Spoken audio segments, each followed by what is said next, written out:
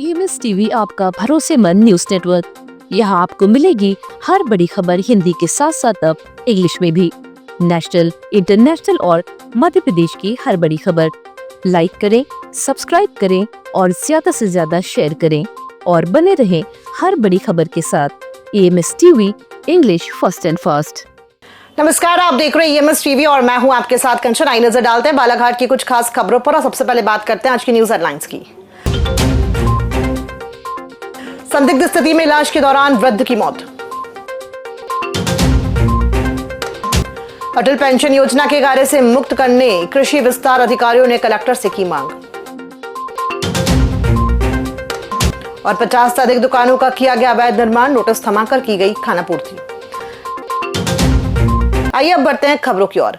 जिले के कटंगी थाना क्षेत्र अंतर्गत आने वाले ग्राम अर्जुन नाला निवासी फूलचंद पिता भैयालाल ठाकरे 65 वर्ष की संदिग्ध स्थिति में उपचार के दौरान जिला अस्पताल में मौत हो गई, जिसकी तहरीर अस्पताल पुलिस चौकी को मिलने पर पुलिस ने मृतक के शव का पंचनामा व पोस्टमार्टम करवाकर परिजनों को सौंप दिया।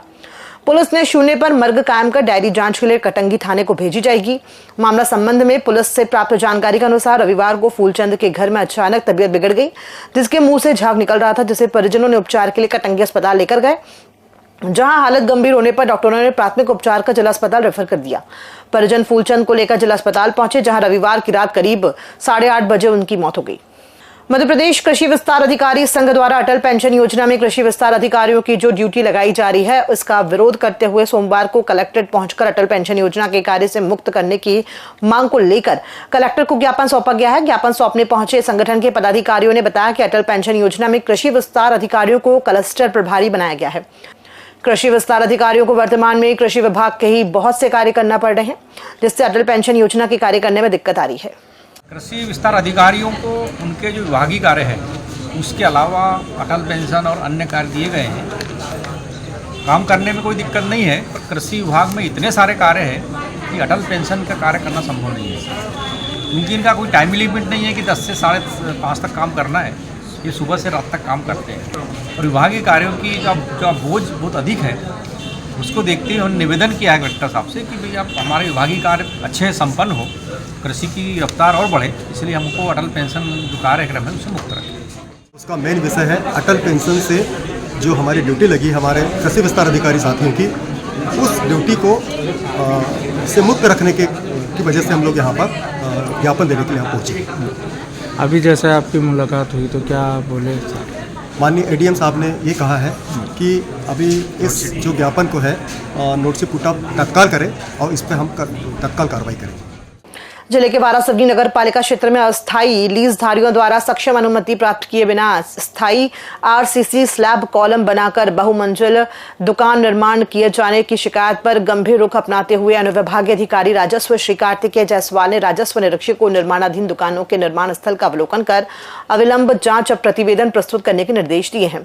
SDM श्री जायसवाल को लिखित शिकायत में अवगत कराया गया है कि नगर पालिका क्षेत्र बिना अनुमति के निर्माण कार्य कराए जा रहे हैं, जबकि प्रावधानों के अनुसार किसी भी तरह का निर्माण कार्य कराए जाने हेतु निर्धारित प्रारूप में आवेदन पत्र प्रस्तुत कर सक्षम अनुमति प्राप्त करने के पश्चात ही निर्माण कार्य प्रारंभ करने के निर्देश दिए गए हैं। इसके बावजूद राजनीतिक संरक्षण प्राप्त भूमाफियाओं द्वारा अनुमति प्राप्त किए बिना बहुमंजिल पक्की दुकानों का निर्माण कार्य किया जा रहा है। शिकायत पत्र में यह भी उल्लेख है कि वर्तमान परिषद के अब तक के कार्यकाल में 50 से भी अधिक दुकानों का इस तरह निर्माण कार्य पूर्ण कर लिया गया है, लेकिन परिषद की ओर से अवैध निर्माण कार्य करवाने लीजधारी को केवल कार्य बंद करने के लिए नोटिस देकर कागजी खानापूर्ति कर ली गई।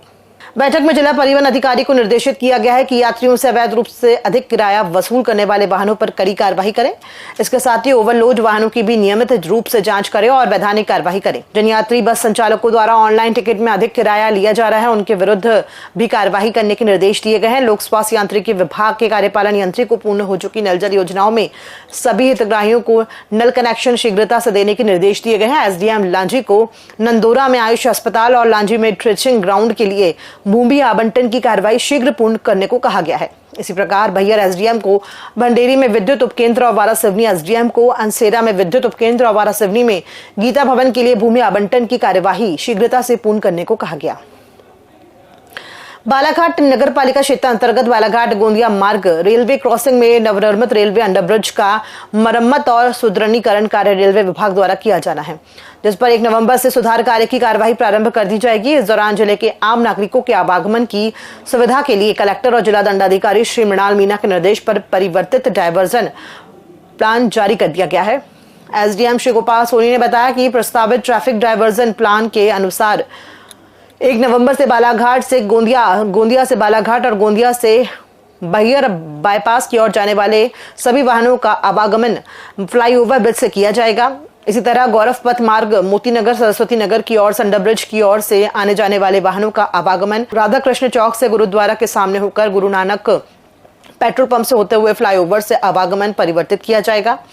हनुमान चौक, सरीखा तिराहा और भैया रोड बाईपास से अंडरब्रिज की ओर आने जाने वाले समस्त वाहनों का आवागमन अंडरब्रिज से प्रतिबंधित किया जाकर उक्त मार्ग से आने जाने वाले समस्त वाहनों का मार्ग फ्लाईओवर ब्रिज से होकर परिवर्तित किया जाएगा। प्रतिवर्षानुसार इस वर्ष भी छठ पर्व शहर मुख्यालय सहित जिले भर में पूरे आस्था भाव के साथ हर्षोल्लास से महिलाओं द्वारा विधि विधान से मनाया गया। इस छठ पर्व 25 अक्टूबर से नहाय खाए के साथ प्रारंभ हो गया था। दूसरे दिन 26 को खरना कर 36 घंटे का निर्जला व्रत प्रारंभ हुआ। छठ पर्व के तीसरे दिन सोमवार को व्रतधारी महिलाओं द्वारा वैनगंगा नदी तट और तालाबों में पहुंचकर विधि विधान से पूजा अर्चना कर डूबते सूर्य को अर्घ्य दिया गया। 28 अक्टूबर को चौथे दिन सुबह के समय उगते सूर्य को अर्घ्य देकर छठ पूजा का संपन्न किया जाएगा। 4 दिन का होता है। पहले दिन दूसरे दिन व्रत रहते हैं, आज तीसरा दिन है। कल इसका समापन होगा। तो भी शाम को अर्घ्य दिया जाएगा डूबते सूर्य को। उगते सूर्य को तो सब लोग देते हैं, लेकिन डूबते सूर्य को कहाँ अर्घ्य दिया जाता है। पर ये महाछठ है जो हमको बताता है कि जिसका अस्त हो रहा है उसका उदय होना निश्चित है। ये इसकी महिमा है। खबरों में फिलहाल इतना ही। दीजिए इजाजत। नमस्कार।